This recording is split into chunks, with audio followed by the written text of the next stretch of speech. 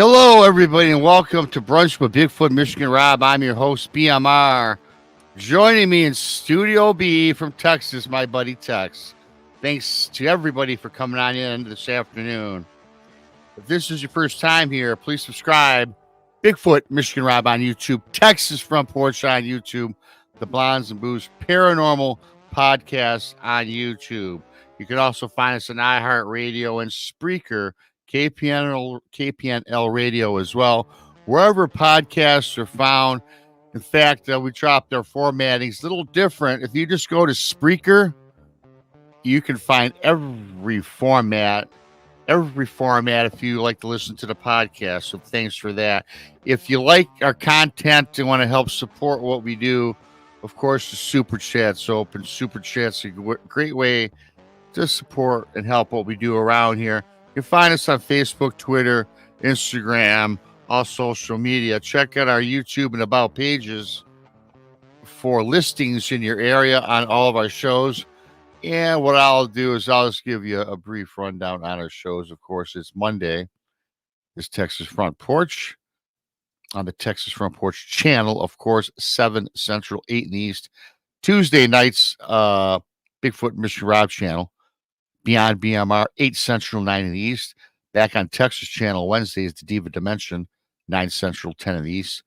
Thursday afternoon, which is today's, myself and Tex. Well, Tex for another week or so. Brunch with Bigfoot Michigan Rob, 12 Central, 1 in the East. Thursday nights, tonight, the Blondes and the Booze Paranormal Podcast, 8 Central, 9 in the East. And if you need a little more woo with the booze, you can get them again Friday, 8 Central, 9 in the East. Saturday, Texas Front Porch, Infamous Minds is True Crime, Tex and Danielle Diva. Check that out. We'll be bringing another show to the format here in another month or so. I'm not going to get into that. It's a secret. It's just a secret for now. But, a little something to keep your ears perked up with.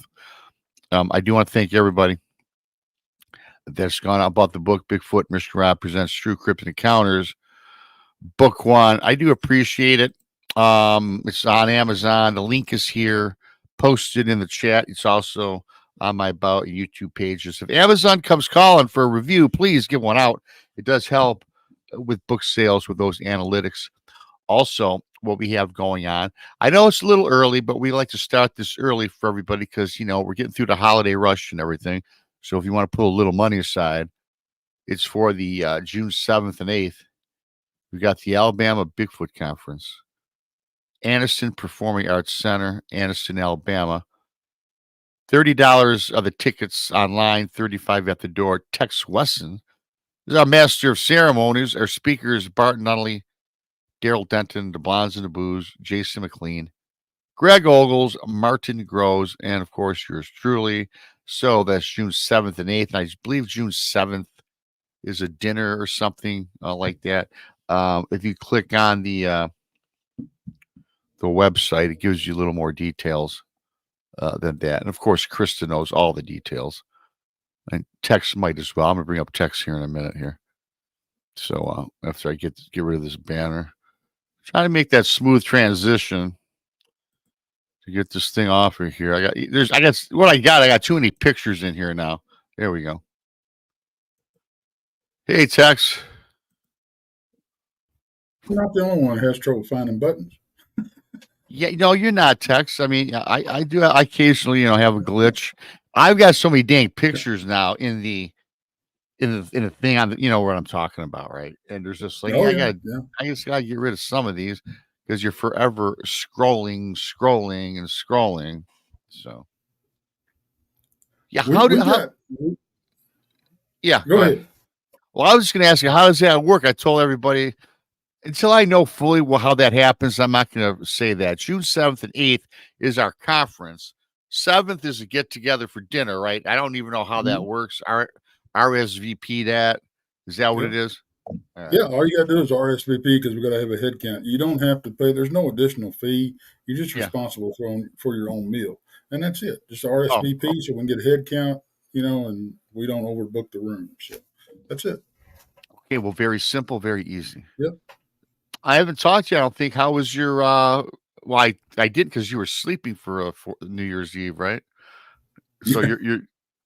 I think I would. Well, I did a show like 2 o'clock in the morning because I was bored. But like I was talking backstage with our great guest William Lunsford, who'll be joining us shortly. I love when the holidays come, but now I'm glad when they go. Now you can get back to getting life back in order because my life's always out of order for about 4 weeks, right after Thanksgiving, it seems. And now, after this week, I think it'll be full throttle moving forward. Is that the same for you, or is it kind of different for everybody? It does. It throws a wrench in everybody's works, I think, because everybody's off work and all this kind of stuff. And you got family coming down, or you're going to see family, and it upsets the balance of things in everybody's life. But it's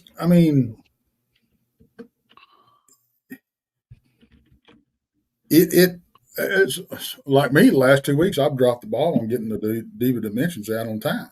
And that's purely my fault. And I felt so damn bad, but corrected that situation. But and of course my schedule, like you said, is coming up. It's changing. Yeah. And one more week on a brunch with you. But it's and we do. We've got a couple of new shows coming up that are going to hit the airwaves. We've got the Randy and Brandy are doing a show together. Okay. Yeah. I've seen that. That's coming up soon. Yeah. Truth or Tenfold. And then we've got another show that's going to be on the porch, and we are welcoming another member of the team, and that is Monica Rollins. That'll be cool. From Texas. Yeah. She was. A lot of people will know her from. She was on the first season of Monster Quest, and she was part of the all-female team on that episode. And she's been on our show several times. She's got a whole lot of. She's a wealth of knowledge on like the Fae and all kinds of stuff. So her show is going to be very, very eclectic. She's going to be talking about a lot of different stuff. So I'm looking forward to that. It's going to be. I think so far. I think it's me or Brandy will be co-hosting with her. So we don't even have a name for the show, but it looks like it's going to start in February. Oh, that'd be another exciting thing to look forward to here in the new year. So that's awesome. So two new shows, and whatever else we come up with throughout the year. And I'm starting out the year. Well, actually, this is my first new show. Well, I did one Tuesday, which was a very good show Tuesday with myself and Krista. And then now we're going to kick it with another great show. William Lunsford's joining us.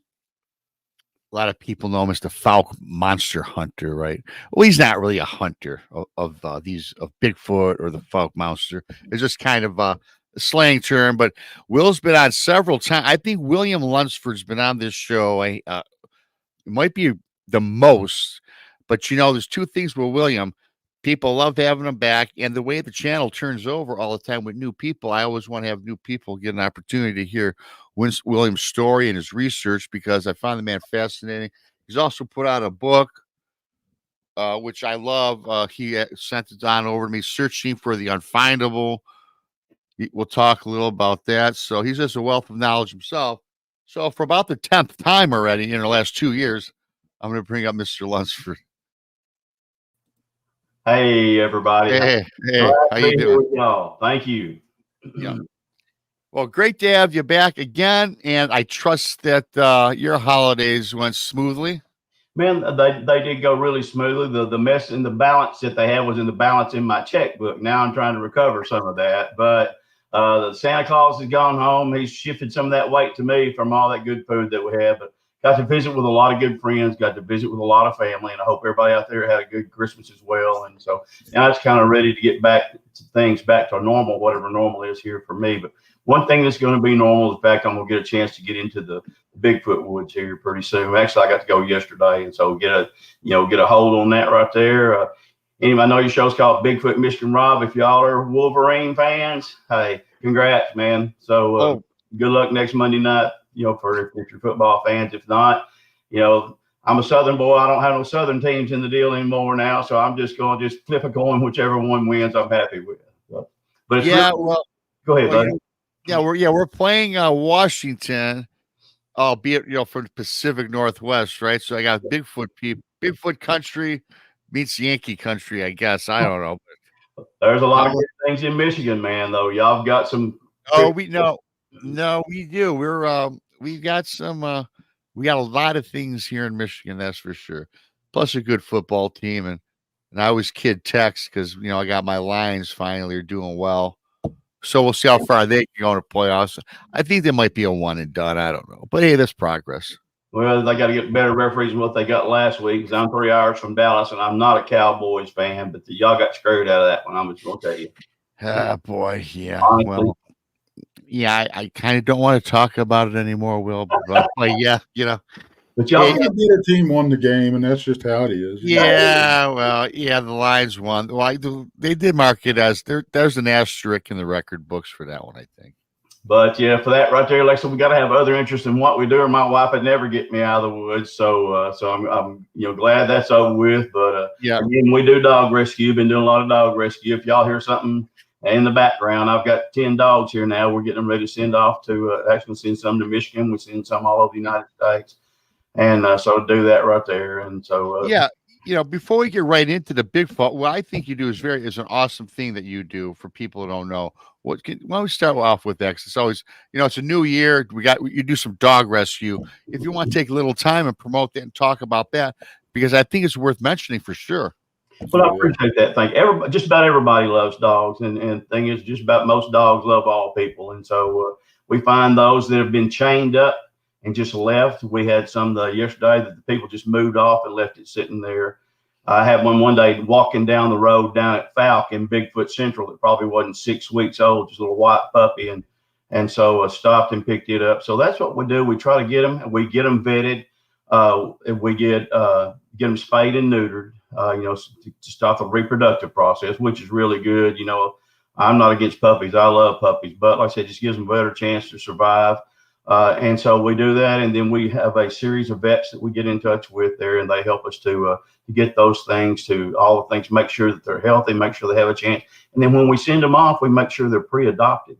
They have a home to go to, that they have a backyard that they can roam in. They've got people that are, that love dogs, or people that, have puppies. So we've really done a whole lot this year. And I don't say that to brag. I'm so thankful, because them little tails just wagging, man. There's nothing like that. If kids and dogs love you can't be all bad, So, so don't ask my wife that story, but nevertheless, so that's something that we do. And my wife started it, and she's got a couple of rescues here that she's independent. She works with, and of course, then we do it together. We go out in the middle of the night, and find dogs. We crawl through culverts. We fall in holes. We do all kinds of silly mess like that. But it's something that really means a lot. And we've got we dropped off one last night, and we dropped off one last week there. And then we got one in about 3 weeks that I would keep if we have room, but we just don't have room. And but they're just real sweet, like I said. And it generally, when they get some genuine love, you'd be surprised how they really respond. So again, I appreciate y'all saying something about that. It's our pleasure. Like I said, it comes out of our pocket. We're not rich by any means, but what you have. My son's on his own anymore there, so we got a little bit extra food money there. So in doing that right there, but we have some people also that chip in every now and then, and really appreciate them for that. With that right there, it's something that's worth whatever I do. I don't do very much. It's worthwhile. But, I really enjoy what I do. But on this right here, this is something right there that you get a good feeling from, and I hope the good Lord, blesses anybody that helps people and helps dogs too. So that's kind of just where that's at. But really, really pleased with that. Thank you for acknowledging that. Like I said, if y'all have any questions, like I said, you can get in touch with you. You can send it to me, and I can get my wife to send you all the information on that. But a lot of fun. We would even rescue a dog man if a dog man was out there. It's been so cold here recently, I thought about having a daggum dog man or werewolf bite me just so I could grow some extra hair. But no want to go that far. Yeah, I don't know that a dog man or a werewolf in particular would need any, help, right? I think I hear you. Like I said, I'm hoping maybe to get that gene in me and I can grow some hair back on my head. And, oh yeah, there you go. Get that full flowing locks going. That golden blonde hair, right? You probably had long blonde hair. I have a sneaky suspicion I'd be I would be a bald werewolf. Yeah. Or alopecia or whatever they call it that they have. You know, people talk about seeing those in the Bigfoot that don't have any hair on them. Well, I'm just like one of y'all. I'd be about the same way, but I'd be the same old guy as what I am, you know. So, but yeah, really, really enjoy that. For you folks who haven't met me before, haven't seen me on the show, I live here in the what's called the 4 states area. It's Texas, Arkansas, Oklahoma, and Louisiana. And it is truly a mecca of Bigfoot. A lot of swamps, a lot of thick woods, a lot of mountains. And the creatures that we have, they are creatures, the beings, whatever you want to say. I'm not going to try to, insult anybody, however you want to refer to them.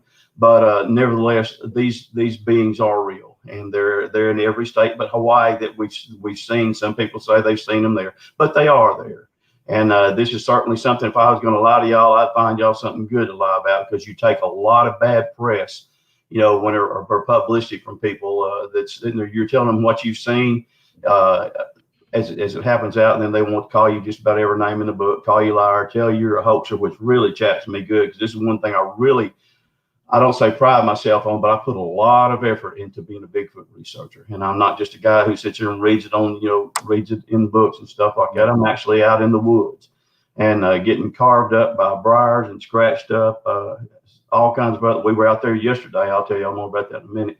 But I actually get out there and there's no doubt, folks. I don't have no reason, like you guys too. Y'all have seen them. Y'all know they're here. And that's part of my deal, is to let everybody know, hey, they are real. You know, be careful. They're not teddy bears.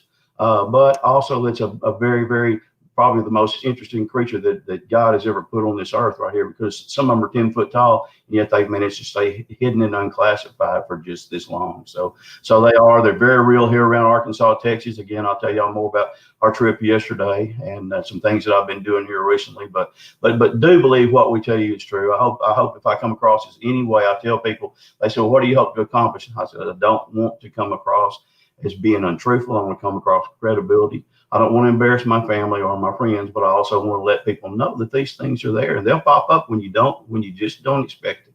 So, glad that y'all give me the opportunity to do that, because as you know, I'm not a fanatic about it, but I do spend a lot of time doing it, and I really enjoy sharing that with people. I'm not one of the people who thinks, oh, I'm gonna get this $1 million picture and then that's it. No, I'm one of the guys who wants everybody out there to acknowledge that these things are there, whether you're hunting, I've seen them hunting, I've seen them when I'm fishing, I've seen them just driving down the road.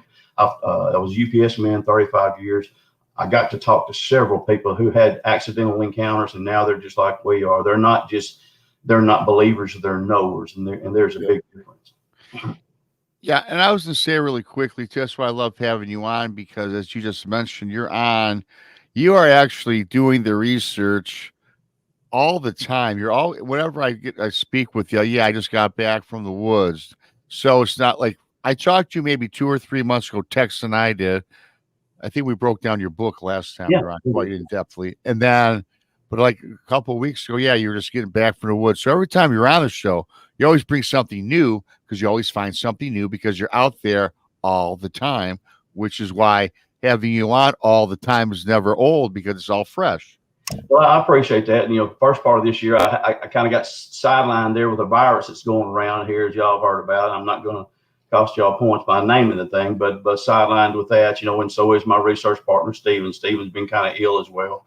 But you just fight through that and just keep on going. But thank goodness I was able to heal up some, and again, be able to get to the woods yesterday. And oh man, just so really, really exciting. I've been keeping up with a lot of people.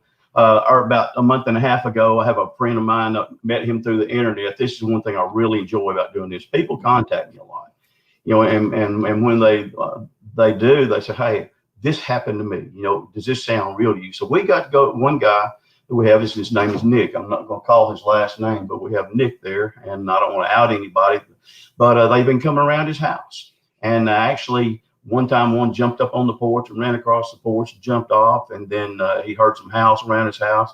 So he called me. We went down there and we looked around there. And so that night, whenever we got back and I went back home, well, sure enough, the things were out there not too far outside his house that were doing some howling. So I don't know whether, we paid them a visit and they decided to pay him back. But then it was about 2 to 3 weeks ago, and then he had one outside his house. He was gone to work, and so it was actually knocking on his house there while his wife was there by herself. So he called me, and then she called him, and she called her sister, and so it became a little more intense. So he actually went home, but he's keeping me posted on this. We just gotten through with deer season in Arkansas last week, and deer season interrupts Bigfoot season. It's not quite the other. But everybody now, it's just kind of getting back. So hopefully we're going to do the Bigfoot will get back to their patterns, and then people can get back. And so we're gonna find one. We've also got one down there on the banks of Lake Wright-Patman here in Texas, and it's been kind of terrorizing some people. So for sure we're going to look at it. But we went yesterday. Like I said, for the first time, really get out and look around. Went with my friend Jim Owenby. Boy, Jim's just really, really super guy, smart guy, great outdoorsman. We found several tracks. We were able to pull some SD cards out of some cameras, and we've actually got, I didn't get a chance to filter them up yet because I had so many, but we've actually got pictures of some Bigfoot walking by. We've actually got a troop with some small ones walking by. A lot of the tracks that we found yesterday were coming out of a thicket, and when they were there, they're all about 12 and 13 inches, which is not exceptionally big. Y'all know that, but they appeared to be juveniles because their step length was about 28 to 29, something other like that, but there was a bunch of them. And so that was really exciting. And when I got to get in here last night and look around here and just kind of just peruse these SD cards I got from my game cams, man, you got a lot of good stuff on there. So one thing I've had to learn is if I'm going to do game camera photography, which I do, I said, they know who your game cam is. I've got several pictures of them sitting there looking right into my game camera, man, from very, very close by. They're very, very smart, and they're sitting there looking at it.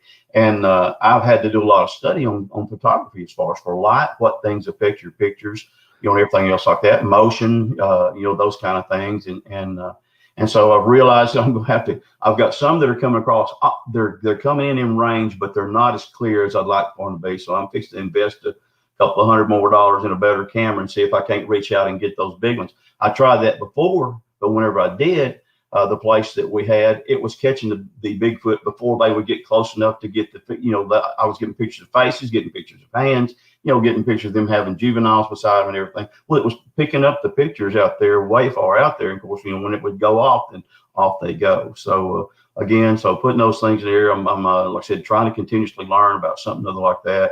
And like I said, I'm going to buy another good camera too and put it out there. It's public land where we're hunting. We've got one or two places we researched that's private, but if you put it on public land, a lot of times your stuff gets stolen. And that's between doing that, and like I said, doing the dog rescue and liking to do a little bass fishing, a little deer hunting. Sometimes, that cuts into your budget, but it's not an inexpensive habit for sure, regardless of what you get, if it's stolen, if it's broken or whatever. So that's part of it, but really, really excited after yesterday, seeing all this evidence that we got. It's not just something what I think, folks. If I tell y'all something, if it's my opinion, I'll tell you it's my opinion. But most of the time when I share something with you, it's something that I'm experiencing at the time or have experienced, not just expecting or just something I've read there or watched on TV. It's something that I've experienced. You get in the woods, you have some crazy things happen to you. And I was there yesterday when me and Jim were there, and I went down to one area by myself, and he walked off to another area, and all of a sudden I get one over there, and I'm like, oh, good grief. And I didn't get any more. But it was almost like, okay, you're close enough, So that's what you always, when you find this stuff, you find these tracks. One thing I'm learning more and more of, that there are more than one species here in Arkansas. The looks are not the same. People say, man, that doesn't look anything like I expected to. Well, that same thing happened to me. Some of them have got the round heads. They don't all have the cone heads. Some of them, they got every different hair color that you can possibly have as far as that goes. The hands and the feet are not all the same. We've got some that have got the longer, the more slender feet. We've got some that are more like the what I call the boat paddle design. They're the paddle blade design there. And so with that right there, they're not all 10 feet tall. There certainly are some. I didn't believe Bigfoot get to be 10 feet till I saw two of them. And so whenever I saw two 10-footers, I'm like, well, you learned something right here. But But again, I also learned something else. You don't want to point a gun at them.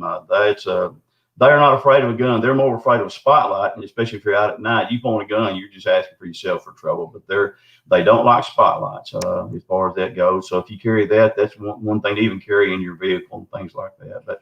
But again, having learned that, I'm sure that there's more than one species. Also, with the number of small tracks that we found already here in Arkansas, it seems that I don't know how long their gestation time is yet, for their pregnancy, but they're seeming to have some babies there in December and January based on the tracks, the length of the tracks that we're finding, and based on what we're seeing. You see some of the adults there, and there's some juveniles right there with them. And so with that right there, that's something that Stephen and I have been looking at, trying to find out, and I try to reach out to other researchers, who might be going down that same line, try to find what we have. But there's none of us that know everything. And like I said, the ones who say they're experts, you just kind of you need to flip on and change channels, go over to Andy Griffith or Gunsmoke or something other, because there aren't any experts. We all have different levels of knowledge. We all have different levels of things that we've experienced. And you guys have got some great stuff, like what you wrote about in your book there, Rob, the different encounters and stuff. It's great, man. And people, I recommend you get it. Tex, man, I heard Tex there and talking about his dog man house that he's got. Man, when I heard that, man, even my dog in my house showed up. So yeah, he's got some great stuff, and I'm gonna get with y'all sometime. I may even show up in Alabama. I may decide to take a trip to the beach and see if my wife wants to swing back through there and go to that conference that y'all are going to be at. So that sounds. I know some of the guys you've got really, really great researchers. Got a chance to associate with some this year with Krista. And really, I hope they count me as much of a good friend as I count them, and enjoyed getting to visit with me like I got to visit with them, because, man, I just had a ball and really learned a lot. Go ahead, buddy. I'll be in your area in April. I'm speaking at the Fouke conference. Oh, good. That's man, you got to look me up, because like I said, I was down at Monster Mart yesterday, and I went down to refill my books that are being carried there through Monster Mart. And Mr. Roberts is a good friend of mine. He does a lot to promote. This is not just something, because something's a legend doesn't mean it's not true. Like I said, this has been since 1908. It's been rumored, for all that time right there, but it's had the people having sightings. I went down to Monster Mart yesterday and talked to Mr. Roberts. A man had a sighting last week down there, and then someone else had one about 2 months ago. And then whenever we did we have this fall camp out with Keith, or the Halloween camp out with Keith Crabtree.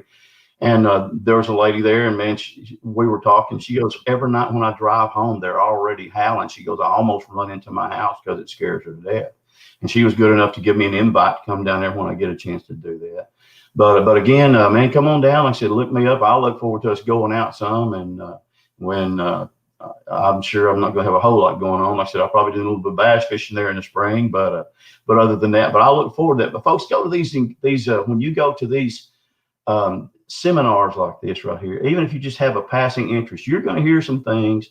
You're going to learn some things that you sometimes you never would have even thought of. I'll give you an example. For one, I've got there when people were talking about the Bigfoot coming up and looking in their window.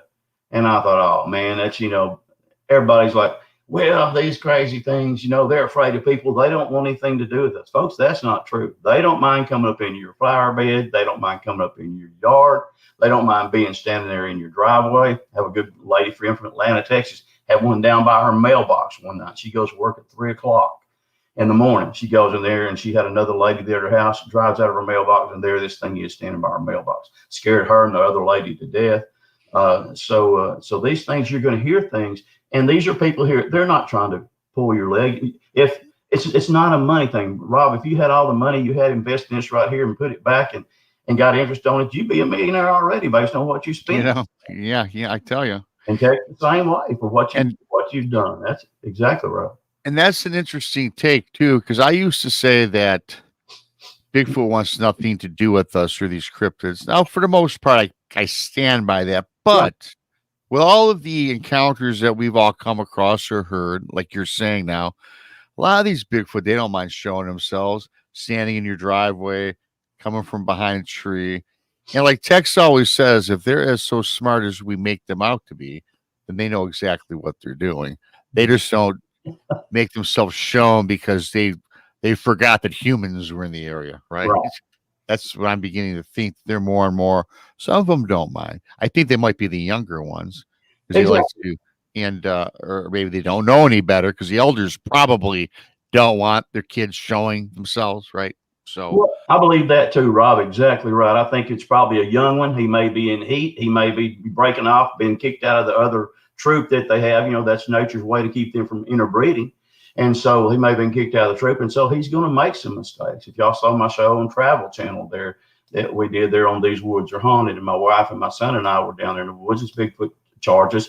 And I don't know if he was as angry with me or whatever it was in the springtime. So he could have been, like they said on Bambi, Twitter pated, but whatever it was, he was coming through there and he had another one with him. I didn't hear the other until he actually took off and ran through there. So they don't necessarily want something to do with this, but he made a mistake right there because he was letting me know he was trying to intimidate me, man. He was stomping over there, you know, and coming in, you could hear him breathing and he would stop. So he made a big time mistake. And so he come charging in. I hit him with a spotlight and he went down on all fours, ran back about 10 feet, stood up and went crashing through the brush, you know, like I've told people, like an elephant driving a bulldozer. But he made a mistake. But I can give you another guy there, a guy who is on the show called Killing Bigfoot. Again, that's not the name they chose. It was the name that was chosen for them by the TV show. But his first encounter was Bigfoot walking through his window and doing this right here. Just, you know, whether it was actually rubbing on the window to look through or actually doing it come here. I thought, oh, man, well, like I said, I got to know this guy, super guy. And then the man who actually does my lawn, he came in from Mexico, became a U.S. citizen. He was living in Fouke, and I was selling my truck. He goes, why are you selling it? I said, because I need to have, you know, something that I really trust down in the woods like that. He goes, oh, yeah, you talk about that big gorilla look thing. I said, yeah. He goes, he used to come to my house. And I said, really? He goes, yeah, he come to my house and like he's wiping the window and looking at my son. Man, this guy, he's worked for me for 35 years. I know him very well. Ain't no way he's lying to me. And he's not a Bigfoot aficionado. That's just something that he told me. So I've heard that from a lot of people that at first I thought that was strange. But as I was at UPS, I would talk to people and I said, well, man, what were you doing when you had your encounter? I was out there bush hogging, looked around, there he is standing there by the tree. Or I was out there feeding the cows. Look around, you know, and there he is walking across the back edge of the pasture. So it's not necessarily, I don't know what the percentage is of sightings that comes when people are actually looking for them and, you know, how many of us that are actually researching, but they pop up like that right there. They're going to do what they want to do. And again, just like we teach our kids and admonish them, those young ones, they teach them what to do and not to do. I'm a big believer in tree structures. I can show you tree structures that look like they're made by the adult, that I know are made by the adults, because me and my son are both powerlifters and can't hardly move the logs. But you see some that are almost the same design that are appear to be made by some of the juveniles. So again, very interesting, but they're very intelligent. The stuff they do is with design. Very rarely what they do is not thought out, you know. Mm-hmm. You know, really briefly too, you mentioned the Travel Channel. It must have been a month ago because it was during Christmas time. So during December, I think. And I had the Travel Channel on. Then I heard this voice.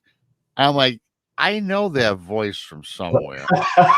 So I had to run around to the TV, and then there you were, you know, talking, being interviewed, and, you know, it was in the woods.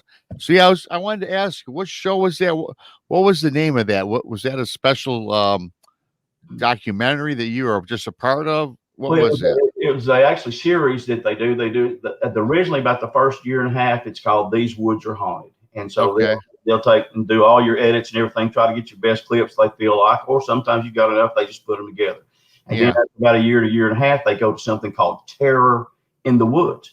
Okay. But I got to meet some of these people that were doing that show besides myself. And I had known some of these people before. I knew their stories, man. It's done by a guy who the producer actually is from London, but man, he does a great show. He's got the backing.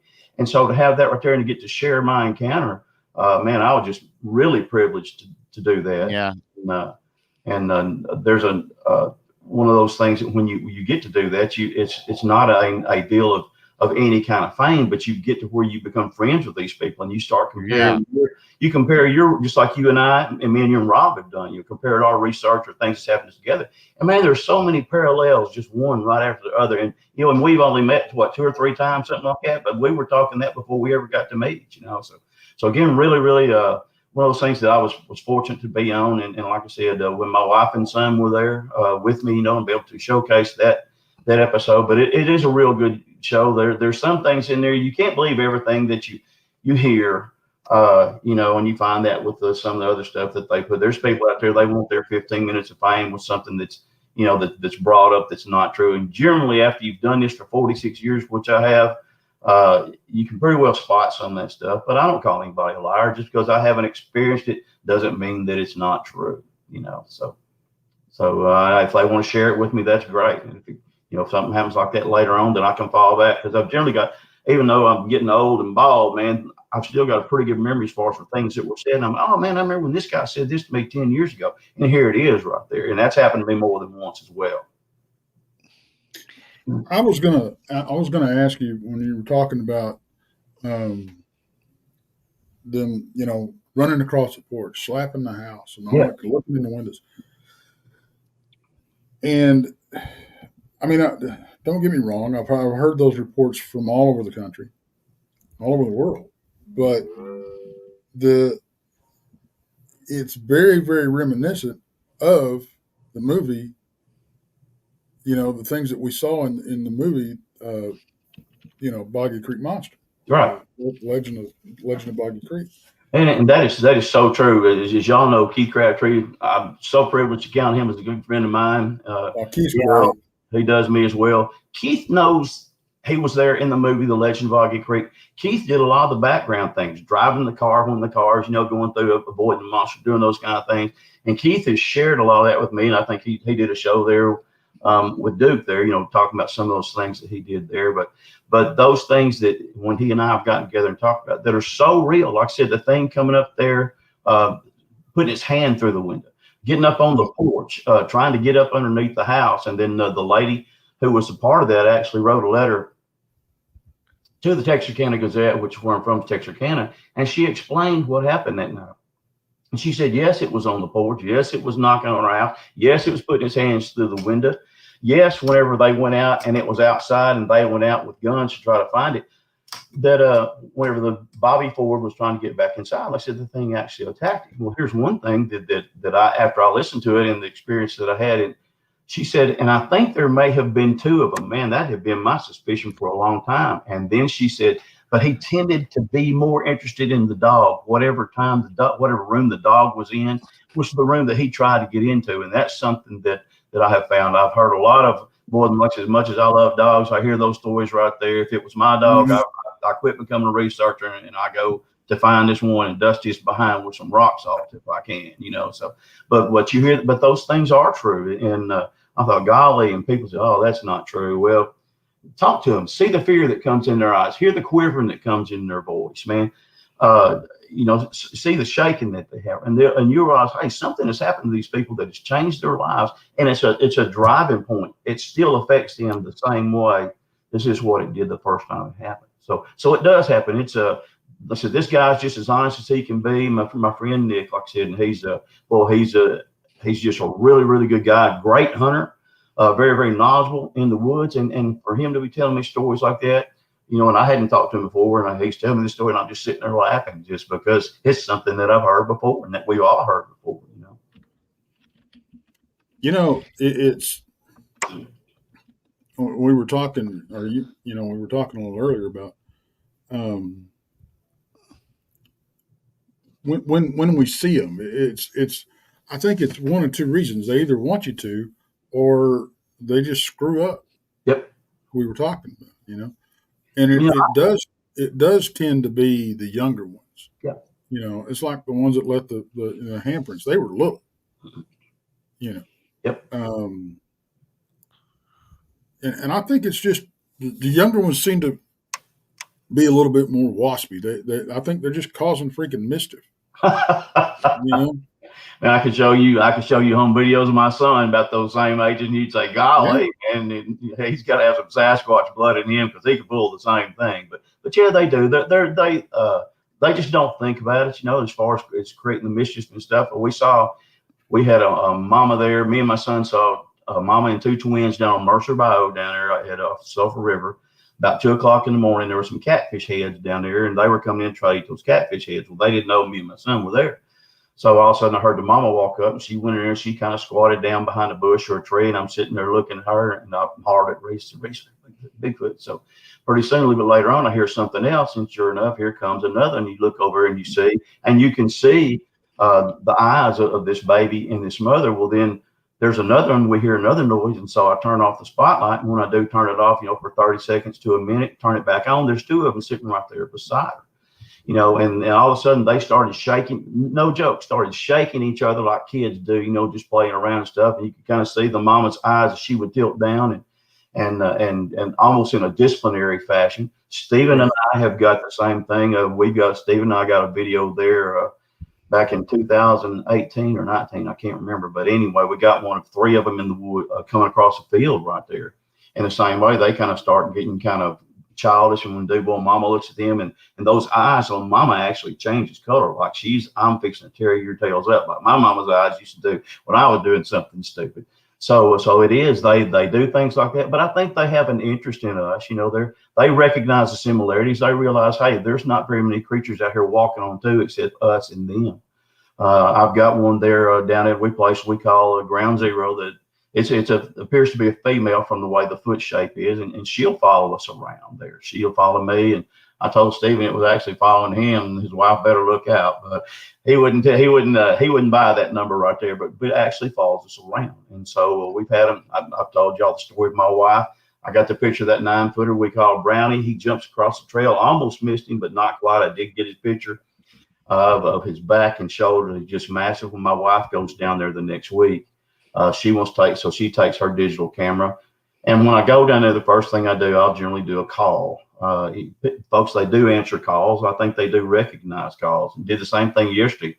Got down there and we heard something after I had done a call there that Jim looks at me and goes, "What is that?" And I'm like, "I really don't know, but it was loud, and it was very discernible, very different than what we had." But back to the story. So my wife goes down there to where I got close to where I got in that picture of Brownie.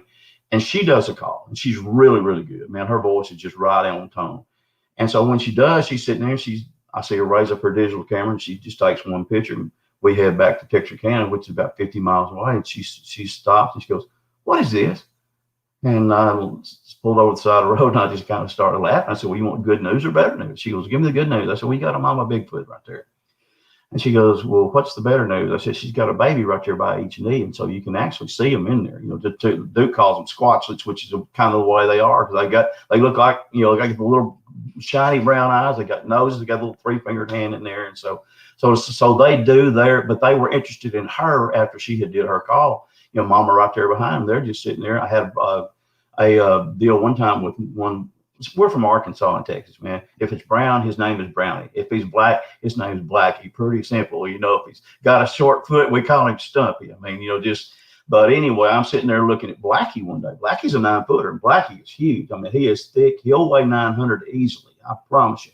And he and I are sitting there, and we're having a stare off for about 80 yards away, and he just kind of just tilting just back and forth, just like this right here. And we have a tilt off, I promise you, that's probably 7 minutes long there. And finally, he just kind of does like the Michael Jackson moonwalk. He just does a step, and he's back into the woods, and you can't see that rascal anymore. But he kept his eyes on me the whole time, and he didn't do anything to posture to me, that he was trying to intimidate me, but just more or less that he was interested in me as far as it goes. Again, we bait him up with candy bars. It's so funny when you go back down there after we put candy bars out there in front of your cameras. And then you go through the woods, and here you've got a trail, and you've got a trail of Snickers papers there. And sure enough, you just can't help but laugh because, you can see exactly where they went, exactly through there. It's not crows and it's not birds. It's wearing down a trail all the way to bare earth, So really, really cool. The interest that they have. I think that's kind of what makes this so interesting. Sometimes, like you said, that's their mistake that they made, and they let themselves be seen by being so intent on us.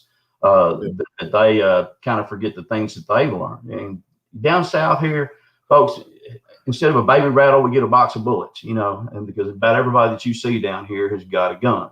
And so they've had to learn to truly learn to be wary of that, of people, because we're basically the only predator that they're going to have. Man, if people say, "Oh, well, you think of Bigfoot or grizzly bear?" Man, a Bigfoot will flip a grizzly bear, 4 or 5 times before that grizzly bear realizes he's dizzy, and that's truly, I believe that, because they're just that big, and I've seen both of them.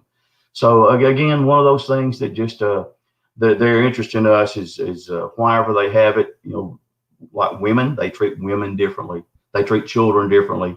Women have that softer voice, children a little bit smaller size. We men put off the, antagonistic, arrogance right there. You better not come down here because I'm a man and I can go get a gun. Please, man, you're going to run like crazy. And like you said, the thing when you see one, what you're not prepared for is the size of these things. And when you see the size, you realize, oh my goodness gracious, man, I am so much outgunned here, or so much outclassed, however you want to put that as far as comparison. You realize you don't have a chance. It's basically up to him what happens next. Hell, even if you had what size caliber weapon on you, you're still feel intimidated. It don't matter, because what if I miss? It's going to crush me, Well, really quickly, I never got a chance to ever ask you this because for whatever the reason, but when we talk about the Fouke Monster, like, okay, that's like people can view it a couple things, like myth or lore. Like when we're just talking Bigfoot in general, people believe or they don't, or they have a passing fancy or interest. So I was wondering, in your parts of town, because like different states, if you were to bring up Bigfoot in Hawaii or just any state, people might look at you weird. Now, if I'm in Michigan, I'm in the Upper Peninsula. If I mention Bigfoot or Sasquatch, hell, the old people will show you the hot spots. Yeah, exactly. So I was wondering, where you live, do people talk freely about Sasquatch inside cafes and diners, or is it still one of those things where you look like a weirdo if you bring it up, or does it just depend on your location? Well, that's one thing that, no matter what we think about some of the shows that we've seen on Animal Planet, that's one thing that Finding Bigfoot did. It made it where it was okay to talk about some of these things. A lot of people were holding it in. I did for a long time because I got tired of being ridiculed. I had a really short temper as a young man. And if I didn't, I could get crossways real quick. And I even told my son, I said, don't you tell nobody, what this is. But now, because of that and some of the other shows and people coming forward that are doctors, that are lawyers, that are policemen, there's a show called, I watched on Travel Channel today, called Paranormal Emergency, where there was a man who was a policeman, Bigfoot, again, going by his house, knocking on the siding, tearing the siding up, going into his storage shed, getting his dog food, and finally killing his dogs. So when you have something other like that right there, you're like, gosh almighty, can this be true? But it all is. It's coming from people from every walks of life, and therefore, hopefully, that makes that a lot more credible. It's not somebody just staggering down the street that's staggering drunk, or somebody that that's just trying to get some kind of attention to it. So it is now. Now more people down here. If you guys, Tex, have you ever been to Monster Mart down here? Okay, when you come, I want you to be sure you go to Monster. I went down there. I've seen pictures of that. I got to get inside there. Man, you need to, because it's the guy named Denny Roberts, and he is basically, it's not a museum, but it's not necessarily a shrine. It's a historical place basically, where he's got things there. He's got tracks. Some of my tracks are in there, pictures from different people. He's got a lot of T-shirts, a lot of stuff that you can pick up that's really cool. But he's got 3 big bodies over there stuffed. He's got 2 big ones and then a juvenile. Then he's got one that appears to be, I don't know if it's, some people have said it's actually a creature whose juvenile had died, a baby had died, but he's got it over there like in a glass sarcophagus casing or something other like that. But what he's doing with that, like I said, he keeps it alive. And there's people there from basically every state. There's people there from more countries than you can shake it, than I can name. They come in because they have such an interest, and even a lot of people down there at Fouke. Man, I don't ridicule them. I mean, it's hard when you've got something like that associated with your hometown. It kind of makes things kind of hard to deal with. But as a UPS man, when I got down there, I couldn't wait, and I thought, oh man, I'm gonna find out some stuff. It took a long time sometimes to get some of them folks to break down, and finally, it may be almost a year, and they're like, well, you remember the first day you drove up my house? I said, yeah. Does you remember what you asked me? I said, yes. I asked you if you'd ever seen the creature. They said, yeah, well, I just didn't want to elaborate, but let me tell you what happened here. And basically everybody here in Fouke's about 800 something people now, but they've got a lot of kinfolks that have branched out here around this area. And about every one of them knows somebody or has a kinfolk that have had some kind of encounter that will share it with you. Now, I had one guy this year that would not, and that's his privileges. Man, I basically begged him, but maybe he'll come and share. But they tend to want, because the policeman called it urge to confess. Well, there's also the urge that we have, man, that we want to tell these things and kind of get it off our shoulders. It's like a support group to where, oh man, gosh, when somebody tells you, well, man, that same thing happened to me. And there are some prominent people here in Texarkana I've got to interview. I actually got to interview not long ago the guy who was the sheriff and the deputy during the sightings of the Fouke Monster. Man, he laid some knowledge on me that he had never told people before, that were just what turned out. He had agreed for a 1 hour interview. We got to talking back and forth, and based on what I knew and what he knew, we had a 3.5 hour interview there, and we could have kept on going, So to have that there, but it is more knowledgeable down here. Louisiana has got them, boy, those bios down there. Texas, Texas is what Texas has around a lot of them right there through the national forest and things like that. Oklahoma, through the mountains there, Oklahoma is probably the most underrated Bigfoot researching area that there is, I think, in the United States. Because I actually had a sighting there one night where one came up and had his hand on the side of my truck, walking down there looking at my food, and I thought, crap, here goes my front windshield, But anyway, he turns up, and whenever he gets to the front, and he's over 8 foot tall. He's 2 foot taller than a Z71 roof. He takes off running.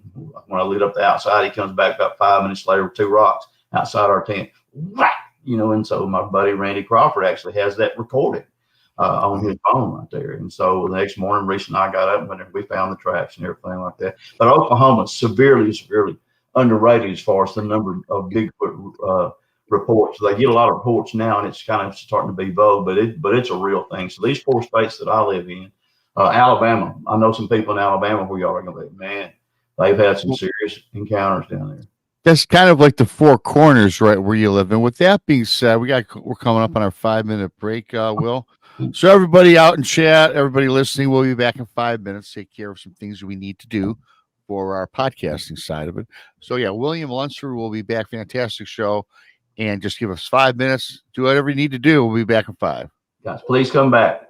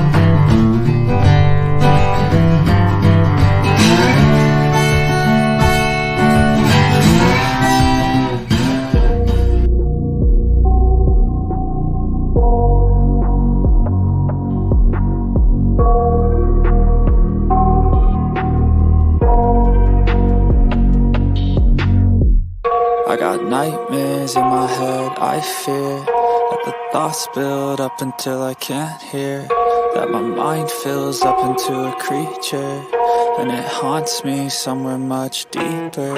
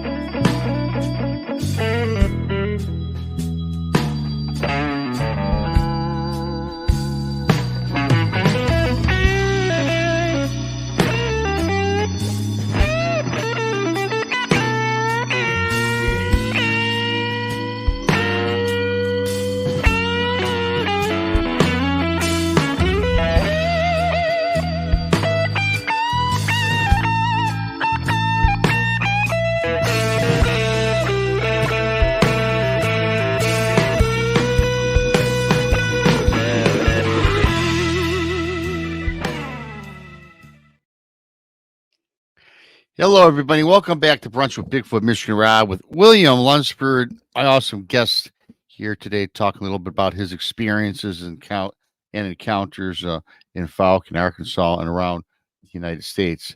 Don't forget, everybody, Texas Front Porch. Subscribe if not already. Mondays, Tex and Brandy are on 7 Central, 8 in the East. Tuesdays on my channel, Beyond BMR, Tuesday night, 8 Central, 9 in the East with me and Krista. Wednesdays on Texas Front Porch is the Diva Dimension, taking place 9 Central, 10 in the East. Thursdays, right back here with Brunch with Bigfoot, Michigan Rob. I come on at 12 Central, 1 in the East. Thursday night, tonight, the Blondes, the Booze, the Paranormal Podcast, they come on 8 Central, 9 in the East. And if you need more woo with the booze, you get the Blondes and the Booze Friday, 8 Central, 9 in the East. And Texas is doing something called Infamous Minds, 2 Central, 3 in the East. 2 more shows coming to Front Porch here this month. We'll give you more information as those go, as those take off, because I'm looking forward to that. And also, thanks for everybody who bought the book, Bigfoot, Michigan Rob Presents True Cryptid Encounters. You can find that on Amazon. Please leave a review when they come calling, because it's all analytics these days. It does help to promote sales of the book. So I do appreciate that. And also, we've got the in Alabama, we've got the 2024 Alabama Bigfoot Conference coming up. Speaker lineup. Well, Tex Wesson is the master of ceremonies. Ticket is $30 online, $35 at the door. You got Tex Wesson, Barton Nunnally, Daryl Denton, the Blondes and the Booze, Jason McLean, Greg Ogles, Martin Groves, good old BMR. I'll be there. Be a great time. June 7th and 8th. And like Mr. Lunsford was saying, if you're in the area, just stop by to meet all these great people. I've met a lot of you at 2 conferences I've been to, and it's always fantastic meeting the people that watch our shows and meeting new people that love the study of this topic like we all do. And there, of course, is the book again. Thanks for everybody for buying that. The link is, of course, pinned up top and on my YouTube page. So thank you for that. And we're going to get on with the show. Once again, I'm going to bring up Tex and Will. I also want to thank really quickly for the super chat, Red Creek Mafia, Mike from Red Creek Mafia. Thanks for the super chat. Most appreciated. Great. It would help support us out. There's Tex. And here is Will. Hey, William. Hey, man. Thank you for being back. Everybody who came back. Again, let me take this opportunity before I say any more, before I forget. Thank you to our service people, to our policemen, to our veterans, to our nurses, all our first responders that let us do what we do, because they've done what they do. And even, like I said, even to the nurses, if you looked at my arms, I'm like reminded of the Johnny Horton song, the Battle of New Orleans, where he ran through the bushes where the rabbits couldn't go. If you looked at my arms, it looked like I got in a fight with a bobcat and the bobcat won. But it's those things. But those people who do that stuff for us, folks, give them a shout out too, and thank them for what they do, because man, they have really laid some groundwork for us that we have had at one time the greatest country in the world, still can be. So let's not give up on it there. But again, thank you guys for having me there and having me here to talk. I always enjoy it and enjoy visiting you guys. You guys are very knowledgeable. You've got a knowledgeable audience too, man. You're not going to pull the wool over their eyes. You know? Yeah, no, I'm like Tex and I say this all the time, and even the Blondes, we got a great audience, not only in chat, but the people that listen later. You know, some people don't like to participate in chat, but we get a lot of comments from them. And yes, we do have the best chat folks around. I will say they are knowledgeable and they're always engaged, especially when we have cool guests on, or even if we're just winging it, me and Tex or me and Brandy or Krista. You know, people like what we do, and Tex and I take great pride in that. So I do thank everybody listening. And another thing about you, William, hey, there's Pat Chat with Wayne and Michelle. They are Michigan UFO sightings and encounters. They were on last night. That was a great show last night. Shout out to Wayne and Michelle over there in Michigan. So, Will, you also, you know, I've been talking about my book, right? But here, you know what? You've got a book out, Searching for the Unfindable, My Quest for the Arkansas Bigfoot. Now, I got to tell you, everybody, this is over 300 pages of Will's personal journey, his quest, as he states in this book. For those of you that have not gotten it, get it. I read this, and I got to tell you what I liked. Will puts it the way he's speaking to everybody right now in the audience. This is how he writes the book. So if you shut your eyes, it's just like doing a show. Yeah, it really is, man. It's put together nice. I mean, you know, it's very easy to follow. And what I like about it, talks about it's your personal memoirs, basically, you know. And if you want to talk a little bit about it for the people listening, maybe generate a few more sales, because I highly recommend it. Well, man, thank you for saying that. I really do. I appreciate y'all for having me on before to have that promo. Writing a book is not, it's, people say it's a labor of love. Well, it was, because, you know, I realize it's a topic that not a lot of people are going to agree with. But whenever I started, I had my first encounter at 17 years old in 1977. Man, it changed my life. Like I said, from that point, you could drive a state and there's everything that happened to me before 1977 and everything after that. So it was such a life-changing event. But as I did the first time, I actually walked up on one while I was fishing. And so then I tried to find out more and more about it. There just wasn't a whole lot more. Then 8 years later, I come up on one down there at a place called Mercerville, the same place I was telling you where me and my son had seen the mama and the two babies there. And I had my nephew with me. And so there was one standing there in the corner. We get back about dark 30, and all of a sudden it stands up, screams, takes off running. And I'm like, man, these things are real. I wasn't ready. I didn't have a place where I could put that, you know. So I thought about it. And then as I began to work at UPS, talk to more people that had encounters and sightings. And it was like, this is not just, you know, something that's a figment of anybody's imagination. These are things they're telling me. So some of them I met accidentally. I actually saw two Bigfoot from my UPS truck and drove over 2 million miles in 35 years as a driver. And that kind of tells you the frequency that you're going to have a Bigfoot sighting sometimes. But I did see two from my UPS truck. I talked to over 50 that I had to work with my customers all the way from Texas, Arkansas, Oklahoma, Louisiana down there, who had encounters like that. And so I thought, man, and somebody finds something and said, well, you need to write a book, because they can tell, hopefully, and you guys can tell, I'm not lying to you. I got no reason to lie to you. This is, yes, I enjoy it. Boy, I'm gung ho. They asked my wife one time, said, how do you like being a Bigfoot researcher's wife? She goes, I hate it. Boy, they just kind of looked there and said, how come? I said, because we go to the store for 10 minutes and it's going to end up taking 45 minutes, because he's going to see somebody he knows or somebody that knows him is going to ask him about Bigfoot, and he's going to tell him probably all he knows at that time. But that is 46 years of research right there, folks. It's not just being out there, seriously looking through, like I said, cutting your arms, cutting your legs, wading creeks, dealing with alligators, dealing with hogs, dealing with people.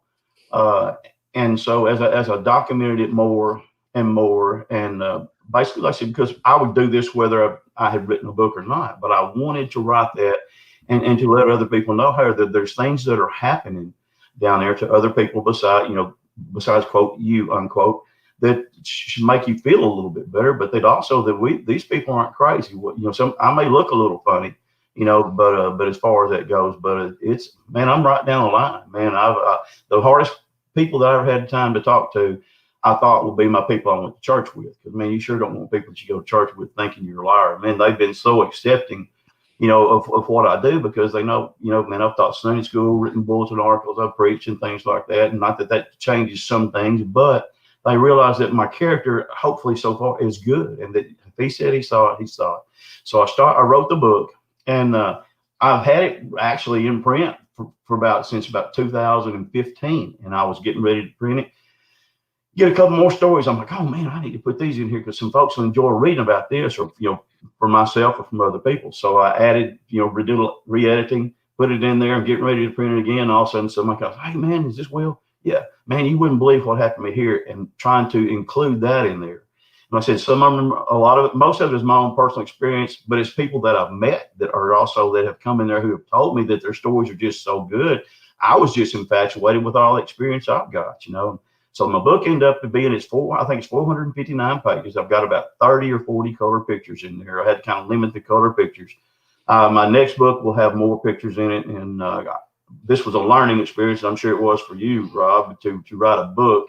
You don't know what to do and what not to do. Right. But like I said, I've done very well with it, thanks to you guys and everybody else. Thanks to everybody who's bought it, because what you're going to read is truth. It's not something that somebody who's delusional. I don't drink, I don't do drugs, man. But I do enjoy getting out in the woods, and I'm in the woods a lot. So I've enjoyed that. You'll see some of the pictures. I've actually got a picture of a Bigfoot in there. That's if y'all ever watched, there was a show that came up on Finding Bigfoot down in, I think, the Uwharrie National Forest in North Carolina, and there was a man sitting there, and a Bigfoot walks up, and he's got a candy bar out there, and this Bigfoot reaches over and gets his candy bar. I never saw that show till about 3 months ago, because they started editing it out. I look on there, and here's that guy, and here's all the team, and sure enough, here's a Bigfoot, sneaks up right behind there, gets that candy bar. In my book there, you're going to see a picture of Bigfoot that comes up, lays down in front of my camera, lays all the way on the ground, and reaches around, and you can see his all the fingers in his hand. He gets hold of a bite-sized or fun-sized Snickers bar and takes it. You can see his whole body laying there. You can see the closest of the brow ridge. You see all the hair. The eyes are kind of in a place, kind of like what a coon has. They kind of have a black deal there, I guess, to keep the sun out of their eyes. One way the good Lord gave them ways, protect themselves. But he's right there. That's and with the close up, and then also eating the Snickers bar, and so that's going to be in there. You're going to see pictures of where one has come up and actually rubbed his back and rubbed all the daggum bark off a tree up to 10 foot 3 inches tall. You're going to see some. I've got 2 pictures. I know one in there that's 22 inches long of a footprint that I found down there. It was running with one that had a 19-inch footprint, and we're talking about 11 inches wide down there. Just got through killing a turkey. Like I said, you can read about.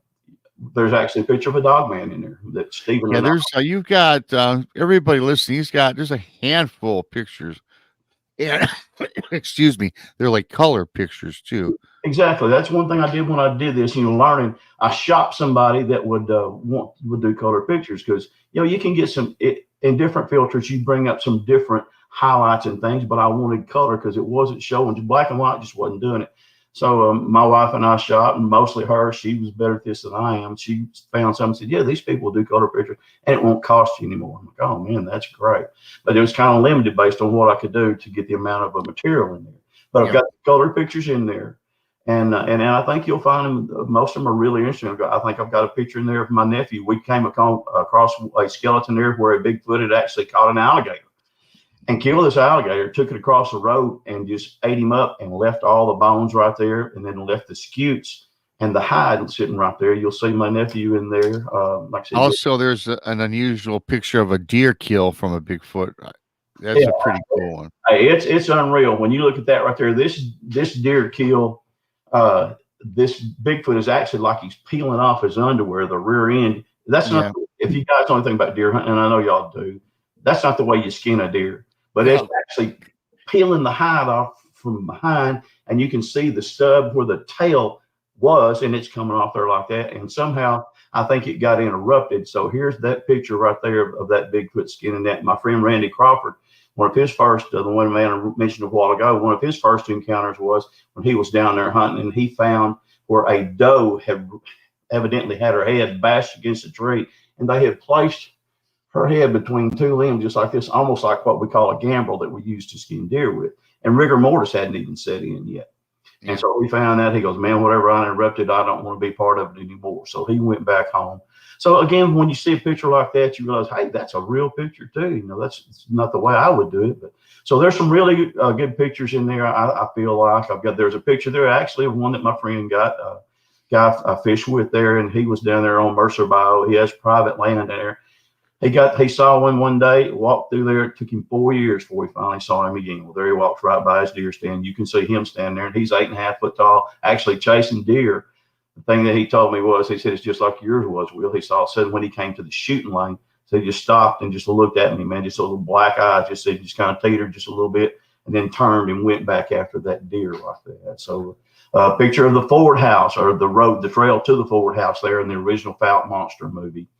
Right there, like I said, that's very interesting too. Because if you learn anything about any subject, you kind of got to learn what your history is. And boy, that was really.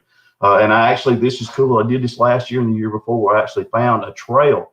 I did where you put a pin there on your cell phone, and then went over on I-49 there. It's on Highway 71 where it was. Well, then I-49 is about a mile over, and went over and did a pin. And I found a trail that the Bigfoot is still using, that he went to the Ford house. And that's the honest truth. I mean, it's plain as day. You've got the tree structures, you've got the limbs that are broken off about 9 foot tall.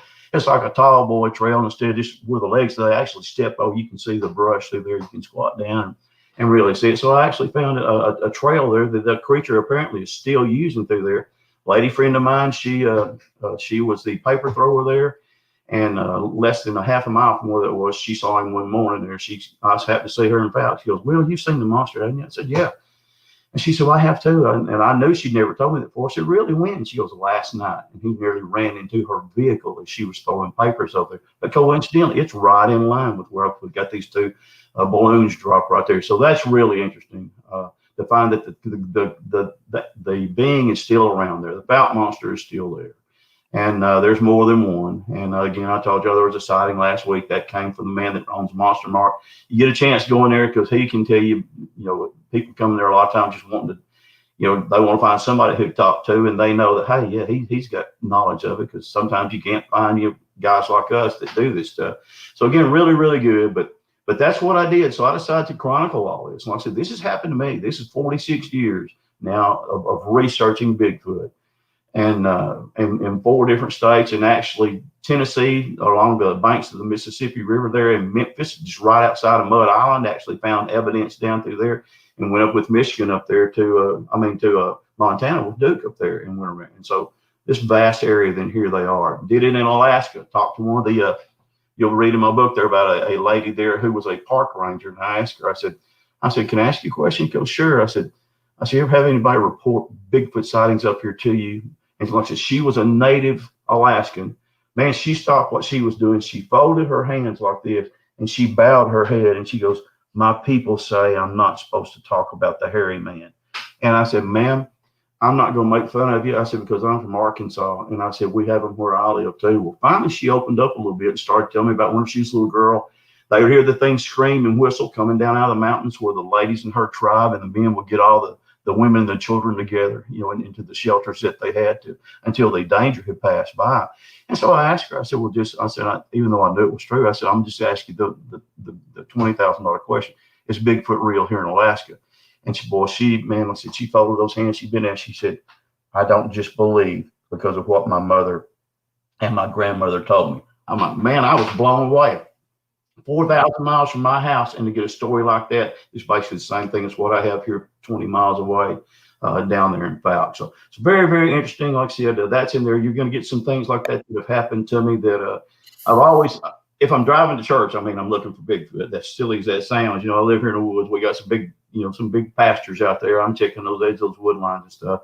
But it's something I wanted to share with everybody, and so I did. And like I said, it's become a quest, and the quest is not over. I've actually got another book that's in the works right now, and I just can't make up my mind what I'm going to entitle it yet.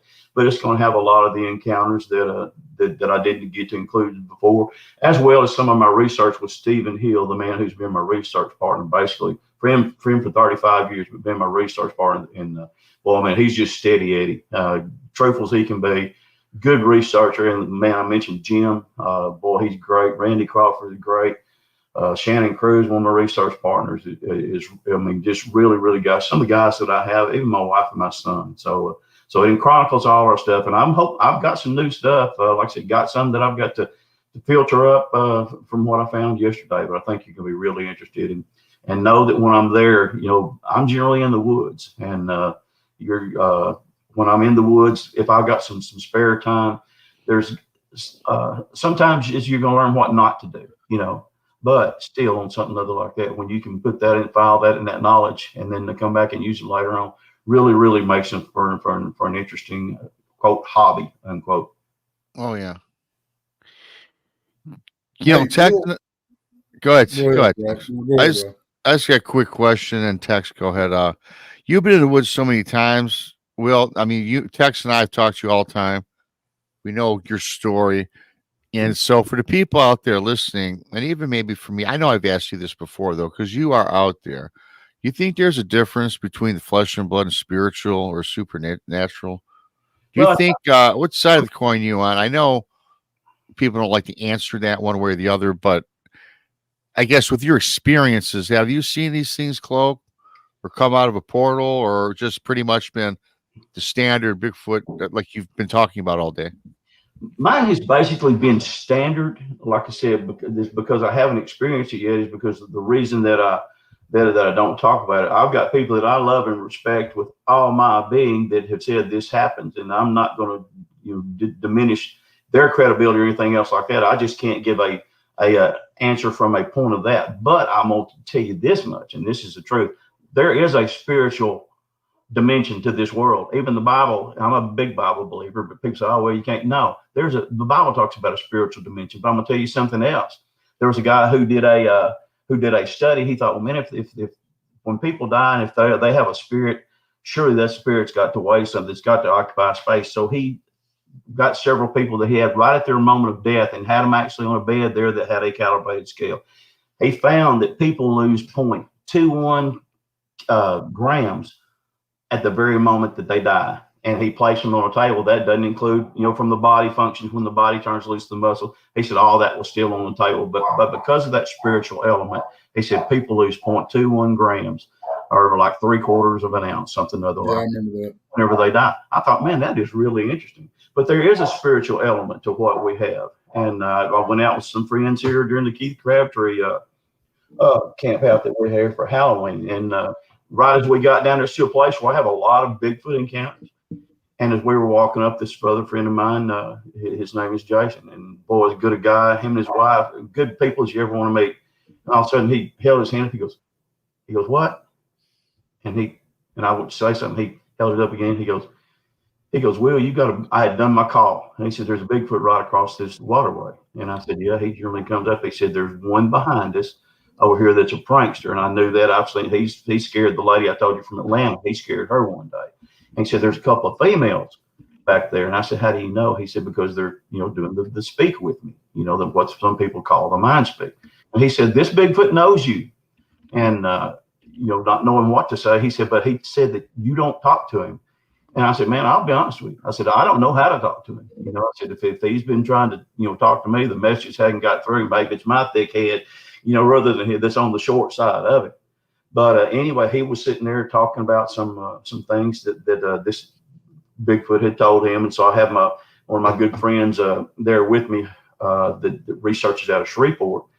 And so he was standing there as well, and he actually has TV camera, and he's recording all this stuff. But whenever he gets back in his vehicle, he brought his dog. Whenever he gets back in his vehicle, his dog will have nothing to do with him. And this dog loves him to death. It rode in his lap 75 miles from Shreveport. was all over him while he was down there at the camp out wanting to do it. But after we got through having this encounter down there on the edge of this boat ramp down there, I said his dog stayed in the back seat underneath the seat. And he said, Will, he said, that doesn't happen with my dog. He said, my dog adores me, and they do. And I thought that was just really, really strange, because the only thing that had changed was that he had never had that kind of encounter either, where they mind speak. And again, if I do, folks, I'll tell y'all real quick. I'll be the first one to tell you. And that's where I'm at. Yeah, I mean, maybe it's the shortcoming is on me and not on them. But if I do, I'll tell you. But till then, I'm not going to try to diminish what everybody else has by trying to throw a false narrative like, oh, I know everything. Man, I don't know that. But when I do, I imagine it's going to scare me to death. And I'm going to be balder and whiter than what I am now, But I do things like that. The people that have told me about it, some books, like I said, Barton Nunley, some of the things that they have done with those things like that. There have been times I have been in the woods, and I do believe in infrasound. I have had the infrasound where they hit me with the infrasound. Man, boy, I said that hair stands up on the back of your neck. You just start quivering. You can't help yourself. I've had other people who have had it. My buddy Stephen was actually at the point of death after being zapped down there. I had another friend of mine that was squirrel hunting. And all of a sudden he gets to one place there and he just has to go down to his knees, man. He just can't hardly even stand up. He's so dizzy. Finally, after about 10 minutes, he gets up and everything's fine. He goes back the next week, goes to the same place, same things happen. And he asked me, he said, can these things, broadcast? He used the word, broadcast, something like that. And I said, yeah, they have what's called infrasound. And I said, it can, it sounds, oh, well, that's stupid. No, tigers can do it. Whales, dolphins, echolocation, bats, echolocation, but they can do this infrasound. And I have had that happen to me. And then I believe that with all my heart. They actually screw up your pictures that you have, boy, that ought to be just perfect. And all of a sudden they're just as blurry as they can be, and oh, well, another blurry picture. That's one thing that I hate hearing. You're out there doing it. Nobody's more disappointed than you whenever you see Bigfoot tracks walking by your camera and all of a sudden then the thing is there and you can see it, but it's blurry. But the next picture you get has got a deer, and the deer is just as clear as he can be. They can do it, and it does happen. I don't understand it, don't pretend to, but like I said, it does happen. So with that right there being said, like I said, I don't discount anything that anybody tells me about there. I just haven't had the chance to experience it yet, and when I do, I'm gonna, like I say, be glad to broadcast. That's something else to maybe expand my horizons, things that I can maybe deal with. But those people I do, man, I love them to death. And then, man, when if they say it, if they tell you a chicken dip snuff, you can look under his wing and find a can, because they're just that credible kind of people. But until then, like I said, I don't. I have had times there where I thought, man, something's staring at me, and look around and there'll be a Bigfoot standing over. But I mean, you can. It's almost like a feeling for a lot of people that when something's looking at you, you can tell it. And I've looked around, and sure enough, there'd be Bigfoot over there. So I have had that happen. But could I say it was woo? No, I can't actually say for sure. But I can't say for sure that it's not. I can only just speak to what limited capacity that I have in mind. But so far I've been very fortunate that I haven't needed it. I've been very. I try to project. I think Bigfoot are like dogs. They can tell what your intentions are. Dogs know your character. A UPS man, 35 years, got bit one time, and by a dog, he'd have bit Jesus if Jesus would have walked by. I mean, truly. And but other than that, right there, but they know kind of what your character is, what your intentions are. People say, man, I wouldn't carry a gun. I've had a gun down there with me. I've got a picture of one that me and Daniel, y'all met my friend Daniel, that Daniel took down there. There's one standing in front of me, 45 feet away behind a tree. I've got a 45-70 rifle in my right hand. We're over here listening to some that are over here in the brush and I said, they know I'm not going to shoot them. They know that's not my intention. Now that night that got after me and my wife and my son, my intention was a little different, but it wasn't to kill him. It was to protect my family if I had to. So I think they understand. I think your body, you give off a demeanor that they can understand that, this guy is not trying to hurt us. Same way with deer. You go out there deer hunt. When you've got a gun, you act different than you do than whenever you don't. And you say, man, it always happens. I'm out there deer hunting and don't even have a gun. There he is. Well, maybe there's more to that than what we tend to give credence to. Mm-hmm. That's just something I said that I'll give you my opinion. That's my opinion, but I've seen it happen many, many times. I'm not sure if they can tell the difference or if they know the difference. Some people say they do. Some people, I don't know. Everybody's got their own opinion. I personally, I'm not real sure because I don't know, but I'm not real sure they can tell the difference or know the difference between a gun and a camera. Well, I think anything you hold up to your face, they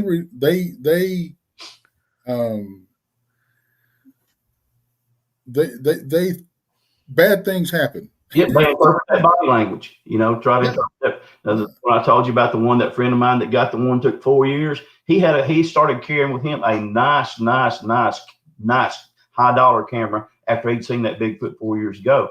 When this thing walks by there and he's down there deer hunting, he said, that thing stops at my shooting lane. He said, I was afraid to put my camera up and take a picture because I was afraid he might interpret that as some form of aggression, come get me. He waited until he turned to go back to chasing deer, and then he got the picture. But you can see the cone head, you see the Herman Munster eyebrow, you see the brown, the brown hair that this thing's got. And like I said, I've spent a lot of time in the boat with this guy, as good as truthful as they can be, Sharon Lane has a question, and sure. I love this question because I've talked about it a lot. Do y'all think different tribes and regions of them behave differently? I absolutely do. Because I think they're as different as tribes of people. And I've used this analogy time and time again. You go down and contact these uncontacted tribes down in, New Guinea and all that kind of stuff way deep in the forest. You walk into one, you're treated almost like a god. You walk 50 yards down the river, walk into another camp, and you're on a spit being roasted for dinner. So rotisserie going around there. Yeah, that's right. And I think they're as different as you and I. The way they're raised. I mean, it's like, I've said this a 1,000 times, if I said it once. If Grandpa got shot in the ass, he don't like humans, and he raises his clan or his family that way. Yeah, and that's exactly right. I know the ones down here at Sulphur River around Fouke, they're more aggressive than the ones that Steve and I have another area that's about 100 miles north of Sulphur River. They tend to be just as docile as what they can be more interested. The ones in Sulphur River, man, they'll get you. The ones down in Louisiana and swamps, they'll get you. They tend to have more of that, the banging on the houses and the growling and chasing you through the woods there, come around your deer stands. So they tend to have a different, but my opinion that could be, and this is again just a could be, is depending on what they eat. Whenever you got down here in these bios and stuff, everything they got to eat has a potential to hurt them too. So therefore, they have a more aggressive, maybe a more aggressive attitude or demeanor than what some of the ones who tend to feed on are more gatherers. Even though they'll eat roadkill, they'll eat vegetables, they'll eat, like I said, alligators, they'll eat fish. Hopefully they don't eat a former semi-balding UPS man, or else I'm in trouble.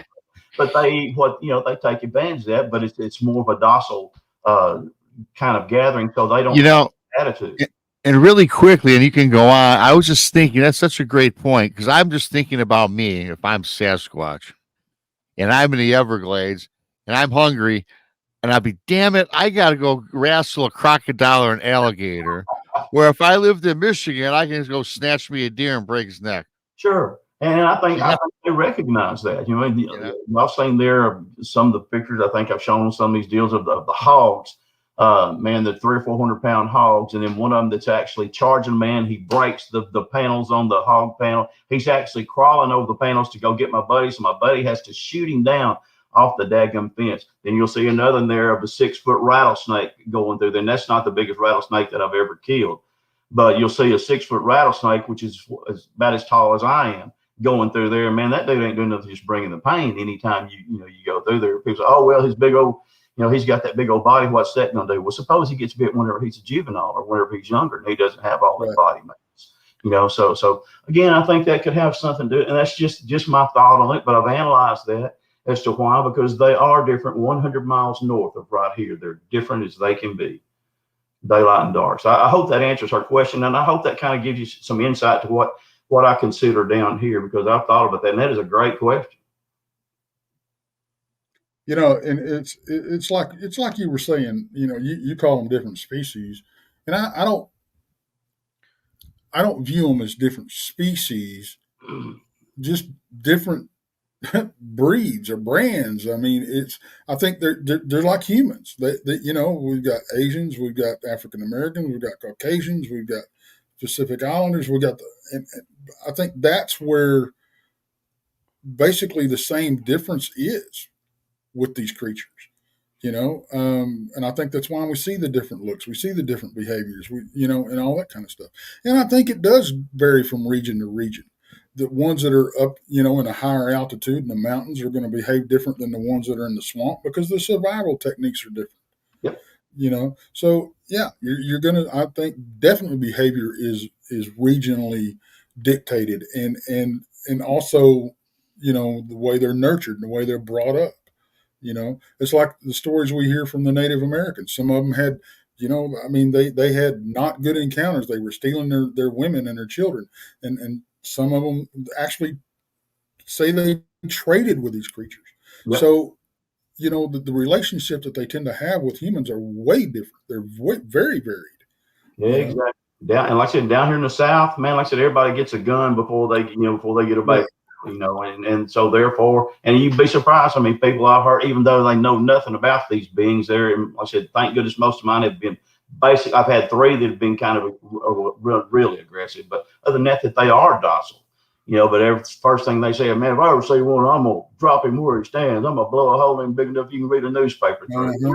Try that. Like how many? I asked myself, how many deer you ever shot that didn't die the first time when you hit them?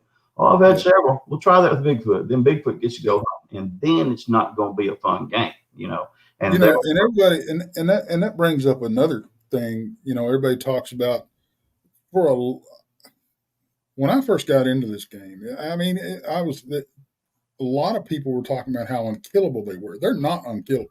Anything that walks or crawls or flies has an off switch, and it's right behind the back of the head. I don't care what you are, you sever that spinal cord and you're done. And I believe that. That's exactly right. There's an off switch. And if you ever get a chance to observe these things, and I've been lucky on a few cases there, to just, sometimes it was real short, but I got to see a couple of brothers a couple of years ago, 2 twin 7-footers, as they were walking down the edge of a clear cut there.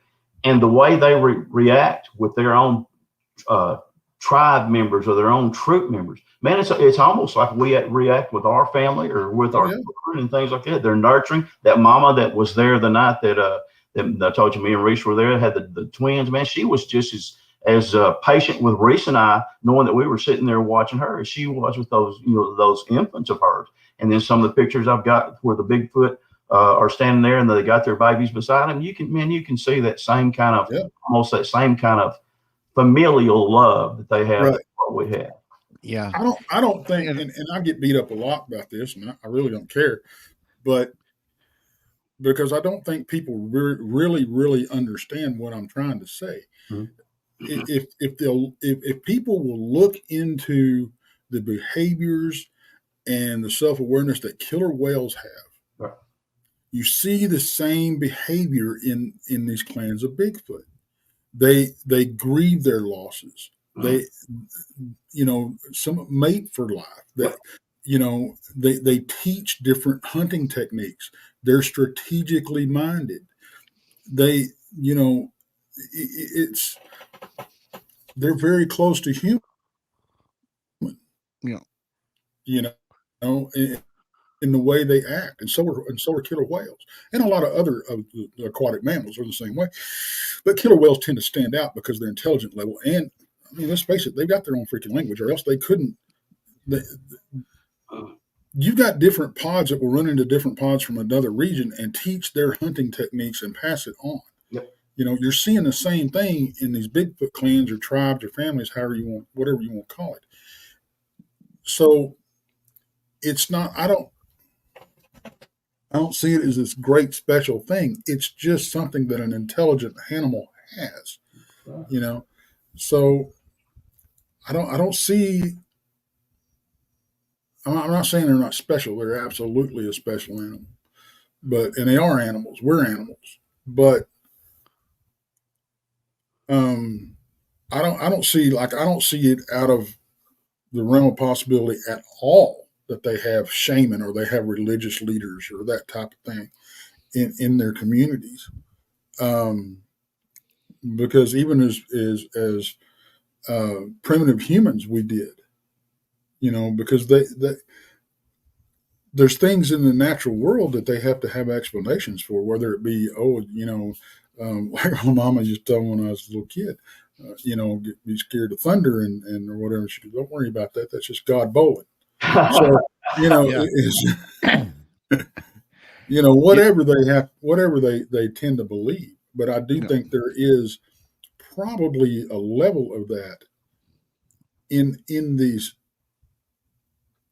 that these critters have. I really do.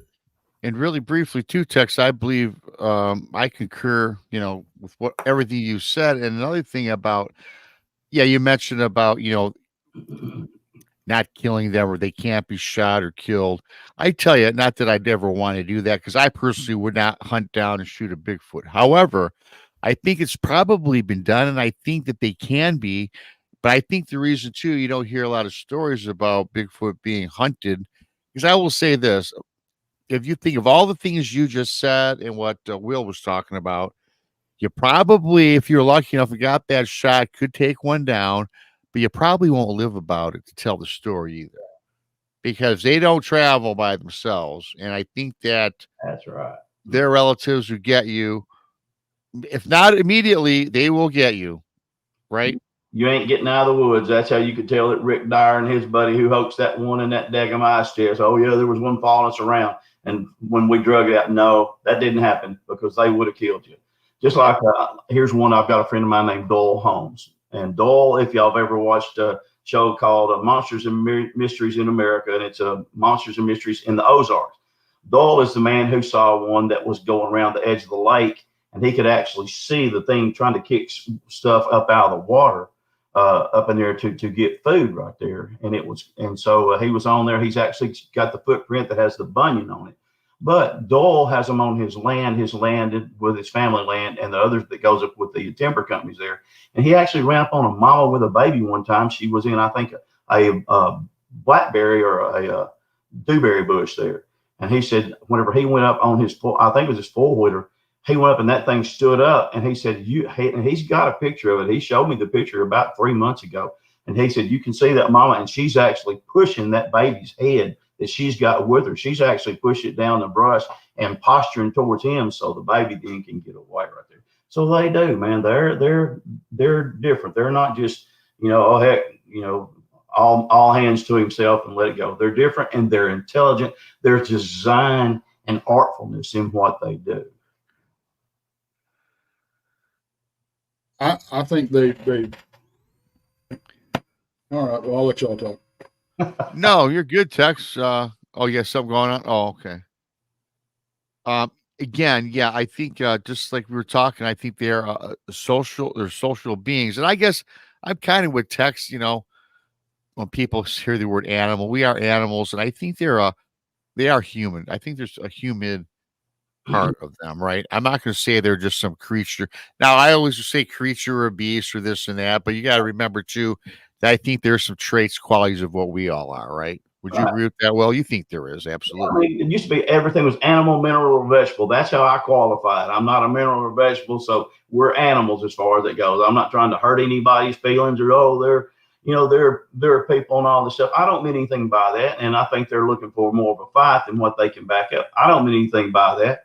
It's just that the way that we've tended to be classified before, right. All this crazy quote science we've got in the last few years there that's, but that's the way it was. And so therefore, like I said, they're, animals, no big deal, nothing meant, nothing, perturberous about it or anything else like that. Nothing is just to make out that they're, they're in their element. They're the smartest creature. They're as smart in their element as we are in our element or environment. And that is no joke. There's not a wasted thought or emotion they have that hasn't got some kind of thought behind it. Absolutely. Tex, you must have some work going on over there, eh? Yeah, let's call it that. Okay. Well, you know what? I got to tell you what, it's been, we've gone past our allotted time anyway. And as always, William, we could continue to go on for a couple more hours. Well, guys, But, I appreciate this. I appreciate y'all not bridling me, quote, so to speak, there, but because you do let us talk, let us finish thoughts, things. Yeah. And I'm not as quick as I used to be. I had a concussion years ago, so sometimes those synapses will just miss before they finally connect. So it may take me a little bit longer to to come through there. But appreciate y'all allowing to do that and to finish what y'all say, because man, you can't ever tell when the one key that you hear from y'all or somebody's gonna be the one that leads to your next encounter, your next sighting or your next good insight. And man, that means a lot, especially in this, in this genre and what we do right here. Again, questions that these people ask here, man, in the chat, like I said, it's sharp. Well, Sharon had really quickly, Sharon had a cool question. I know this is is it possible that they're a type of ancient human that developed alongside humans but went their own way? I mean, it's very possible. It's very possible. Any of these theories and are possible, right? Because we just don't know. We don't have the answers. Well, I mean, they were alongside the Native Americans. We know for a fact. That's a fact. Yeah, and that's fact. If you think that,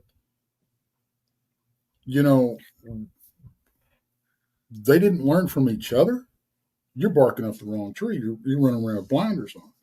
Well, take a look. They still learn from us. Look at the names the Native Americans gave them. Some of them gave them names that where they're a docile creature, they're a loving type creature. Then now you get another name there that's in the Native American name, and it's Mountain Devil or it's something other like that, just based on. So it's possible that they totally, even though they had lived together side by side, that they kind of just descended off into different ways. So, like you said, anything is possible.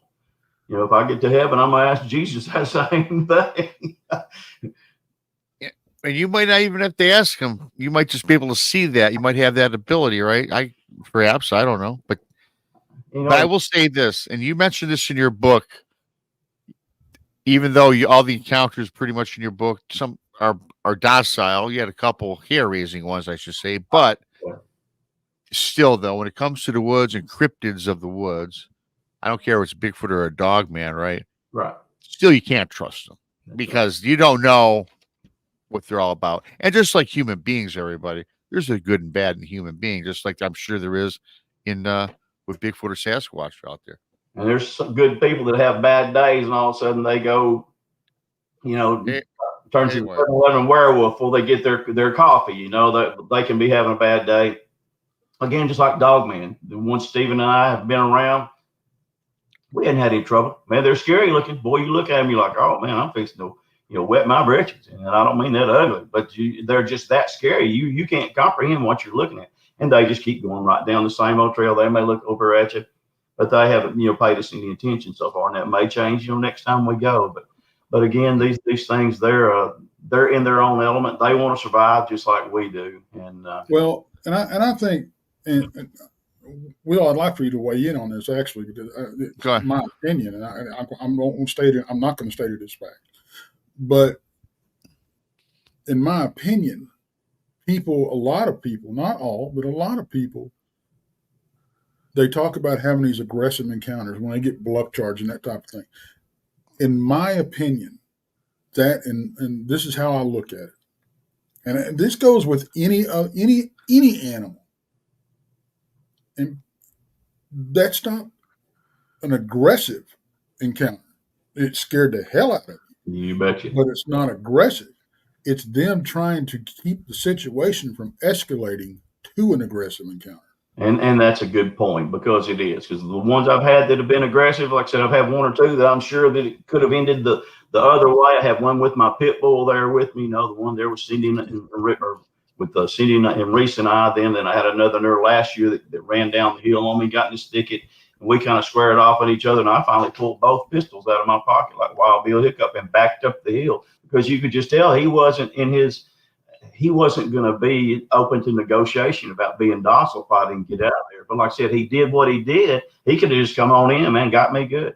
But to keep it from becoming an aggressive encounter, they do bluff charge you, folks. They do stomp at you. They whistle. They'll do whatever they can do most of the time to keep from having to have an aggressive encounter. And even if they're throwing rocks at you, They're not. I guarantee if they wanted to hit you and take you out, they could. Again, just another way to get you out of their area. Rocks, sticks, pine cones, whatever is available, that they'll do, and just to get you out of that area right there. And I think that's something they, maybe even do to each other. You look at some of these documentaries there on the apes and chimps from Africa, and you'll see them throw sticks to each other and stuff like that. That's what they know. I mean, it's in their character, just like it's in ours, So it is. It's really, really, really, really you ask one question and then you end up with more questions instead of getting an answer. But man, it's the coolest thing in the world because it gives you something else to think about. Well, I think part of the problem is that humans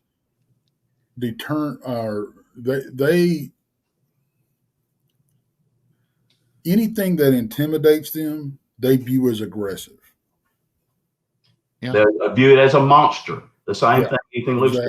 Now, and I always like saying this, Will. Are they monsters? In my mind, no. Are they monstrous? Absolutely. Exactly.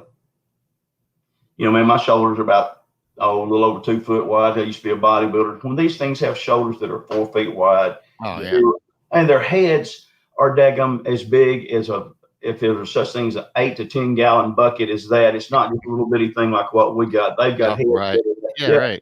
And I've got a cast here and a picture of a 14-inch handprint on the ground where he just got the daggum thumb starts way back here instead of like where my thumb is, So well, see, and that's what we ran into with those handprints that we got. We couldn't. The handprints were smaller than anybody on the team, but we couldn't replicate the spread between the forefinger and the thumb. There you go. Because the thumb was located way down low. And just when I thought the show was ending, I got to put that picture up now for text. Hey man, look at that! But you can actually see hair marks. Look like hair in that dust. Yeah. I joked with Steven. Steven had one come up into his carport on his wife and on his wife's car and did the same thing. And I told her, I said, "Well, that's Bigfoot's way of saying wash me." But you can actually see hair marks there from that from where that thing has had his hand on your vehicle right there. Yeah. You got the handprint and you got the forearm down below it. You sure do. And you even look at the dermal if you can blow it up. I mean, you can't right now, but when you blow it up, you look at the fingerprints. They're not swirled like human fingerprints. They're horizontal. They are. I don't know if I sent y'all the picture of one I told y'all that I saw in Oklahoma that put his hand on my truck, but I got those pictures. They're horizontal. They're not circular or paisley design or anything. They're actually I tried to get in touch with Jimmy Chilcutt, and Jimmy had been sick. Jimmy was the world's foremost authority on ape fingerprints, and Jimmy had been sick. Wasn't able to get in touch with him, or I would have, but I did talk to our policeman down here in Texarkana. When I showed him to him, he goes, "These are some kind of footprints." He goes, fingerprints. He goes, "No, I don't know what they are." And I said, "Well, I do." But, I said, that's a story for another time, But anyway, he said, "Yeah, you got fingerprints right there. And they're huge, man." So, again, but I'll shut up too, like I said, Rob, just, going on there and we could do this forever. But I appreciate you folks being here with us the whole time that have been. Appreciate y'all's, encouraging me here and what you did to help me with my book. Folks, please, if you get a chance, get my book. I think it's worth reading, and not because I wrote it. It really is. No, here it is. You can find it. Where can you find out? You can find that actually Amazon. You've got the hard copy on there. Then you can get it on Kindle. And you can also get on something called Lulu Books. Get the paperback there on Lulu Books, and Kindle's got the paperback. But then Amazon just has the hardcover book. But that's like I said, it's what I've been told. Oh, you're never going to find it. Well, I said Bigfoot found me. I didn't find it, but I've spent my whole life since I was 17 searching, and I went searching yesterday. And if I get a chance, matter of fact, tomorrow I'm going to try to go back again to some of the cameras. My cameras have run out of batteries, so redo them. So again, I'll look forward to getting with y'all again if I can to expound more to what's been going on here in the woods of Arkansas. It's not just hillbillies and moonshine. There's some other things in here that are worth talking about. Nope, sounds great. And any links or anything else? Do you have like a website or anybody where we can find you at? Just contact me there. Like I said, I've got a Facebook account. Just contact me on Messenger. And I said, my wife is better than that than I am. After I had that concussion, those things just don't compute as quick. But I can send you the information or the things that you need. as far as it goes. And once again, glad to talk to people. I can send them back to you that way.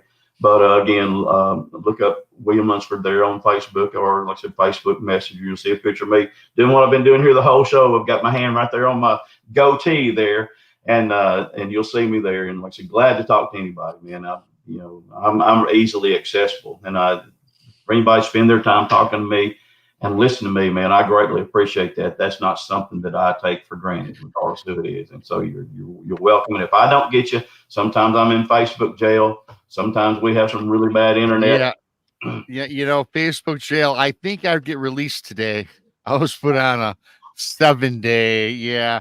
Twice this happened to me. And I don't really post much on Facebook. Oh, I had him cancel me one time because my friend of mine was showing them how to re-rig a plastic frog from fishing. And all of a sudden it didn't meet their community standards because they didn't believe in killing animals. I just shook my head. I was off for a whole week because of learning how to work a hook into a plastic frog and catch fish.